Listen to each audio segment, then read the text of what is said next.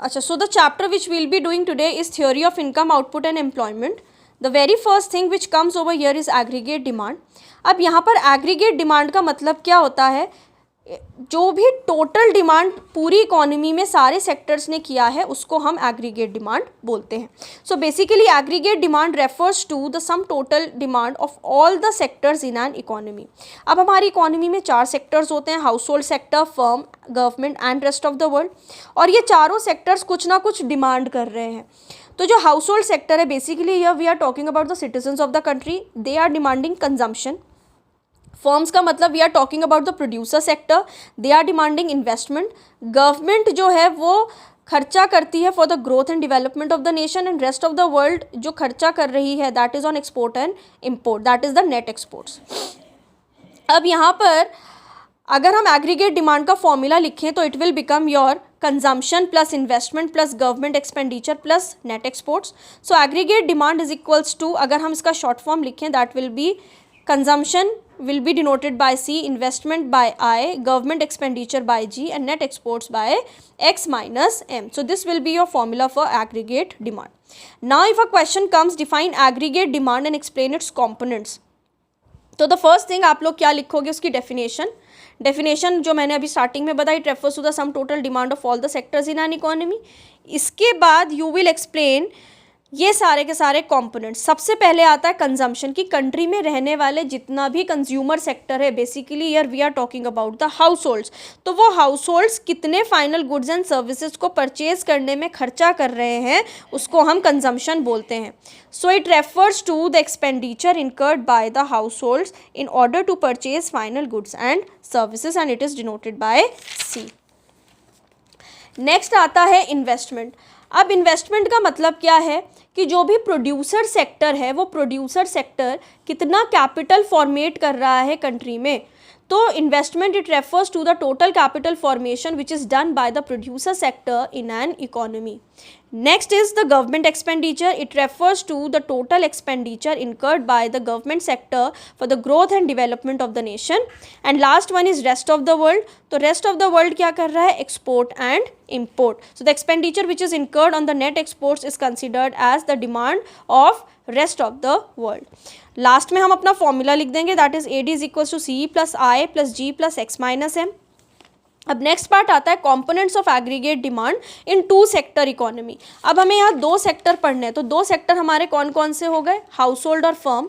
House hold demand कर रहा है कंजम्पशन को, फर्म डिमांड कर रहा है इन्वेस्टमेंट को. तो एग्रीगेट डिमांड 2 सेक्टर्स की क्या क्या हो गई, it is consumption plus investment. अब हमें यहाँ समझना है कि कंजम्पशन का मतलब क्या है और कंजम्पशन किस तरीके से फॉर्म होता है. तो चाहे हम किसी कंट्री का टोटल कंजम्पशन देख रहे हैं, टोटल कंजम्पशन का मतलब कि पास्ट से लेकर प्रेजेंट तक कितना कंजम्पशन हुआ है. Either we are talking about the consumption of an individual और we are talking about the consumption of a state. हर जगह पर पास्ट से लेकर प्रेजेंट तक का जो कंजम्पशन है वो कौन से बेसिस पे कैलकुलेट किया जाता है, with the help of one formula, जिसमें सबसे पहले आता है ऑटोनॉमस कंजम्पशन. अब हम लोग हैं, जैसे अभी आप लोग हो, बेसिकली आप लोग किस पे डिपेंडेंट हो, you all are dependent on your parents. तो आप लोग अभी कुछ भी अर्निंग नहीं कर रहे हो but still you are consuming.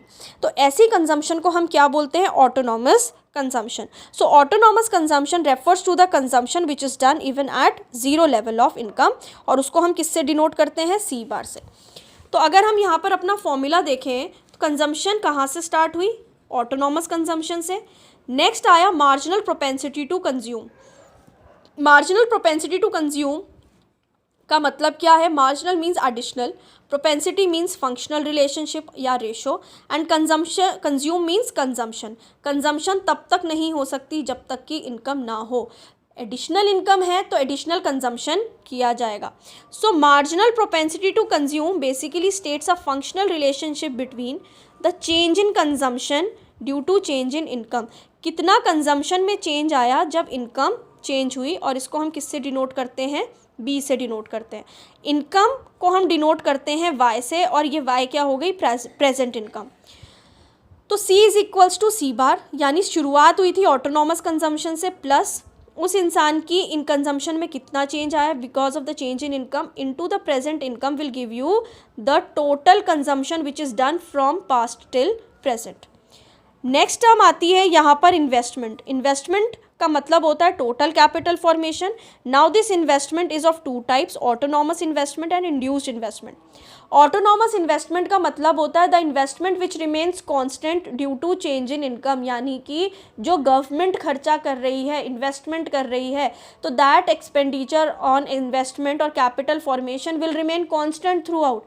चाहे उससे गवर्नमेंट को इनकम कम हो या ज़्यादा हो, government will not bother about it. So such type of investment will be considered as your autonomous investment. Whereas when we talk about induced investment, this investment is basically done by the private sector.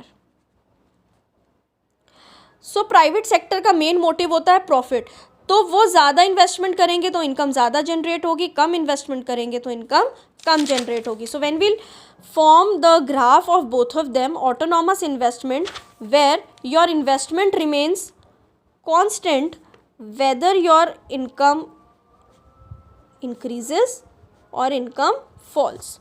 But in case of induced investment, if this is original investment and this is original income, if investment increases then expected income will rise, if investment falls then expected income will fall. जब हम इन points को join कर देंगे तो we'll get an upward sloping line which will be considered as your induced investment. ठीक है. So this is we have done the concept of the chapter. On Monday we will be continuing with certain parts of this chapter which are very important and which comes in your board exam. Okay.